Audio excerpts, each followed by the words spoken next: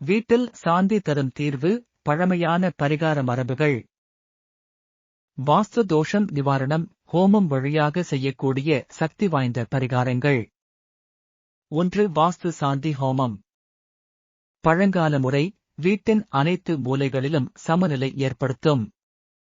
நோக்கம், வாஸ்து பிழை காரணமாக வந்த நோய், மன அழுத்தம், குடும்ப சண்டை, தொழில் தடைகள் ஆகியவற்றை குறைக்கும். முக்கிய ஹவிசுகள், நவதானியம், நவகரணிகை, வசுதேவ திரவியங்கள். மந்திரங்கள். ஓம் வாஸ்து புருஷாய நம.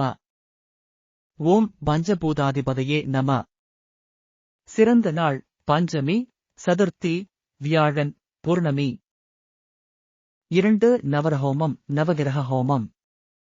வாஸ்து தோஷம் ஏற்படுவது நவகிரகங்களின் பாதிப்பாலும் கூட. நோக்கம், கிரக சக்திகளை சமநிலைப்படுத்தும், வாஸ்து பிழை பலன்கள் தணிக்கப்படும். பயன், வீட்டு பாக்கியம், மன நிம்மதி, குடும்ப இசைவு திரும்ப வரும். 3. சுதர்ஷன ஹோமம்.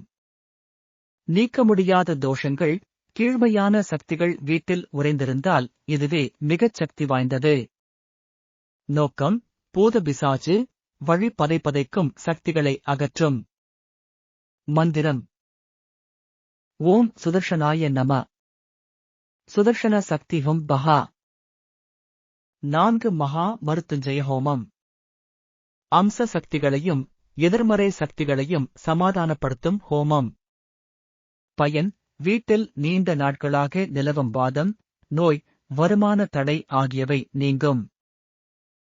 ஹோமம் செய்யும்போது பின்பற்ற வேண்டியவை. பூஜையின் முன் வாஸ்து பூஜையும், வாஸ்து கற்பூரமும் தீபமும் ஏற்ற வேண்டும். ஹோமத்தை வடகிழக்கு பக்கம் அல்லது மையம் அருகில் செய்ய வேண்டும். முடித்த பிறகு வாஸ்து சாந்தி தீர்த்தம் வீட்டு மூலைகளில் தெளிக்க வேண்டும். வீட்டில் ஹோமம் செய்ய முடியவில்லை என்றால் அகல் விளக்கு ஏற்றி தினமும் ஓம் வாஸ்து புருஷாய நம ஜபம் செய்யலாம். வாஸ்து மண் பஞ்சகவ்யம் தெளித்தல் வாரம் ஒரு முறை. கீழ்ப்பக்கம் வாஸ்து எந்திரம் வைத்து பூஜை செய்தல் மிகச்சிறந்த பரிகாரம். வாஸ்து பிழை தீர்ந்த பிறகு வீடு சாந்தியாகும், உறவுகள் இனிமையாகும், பிரச்சனைகள் மெதுவாக விலகும்.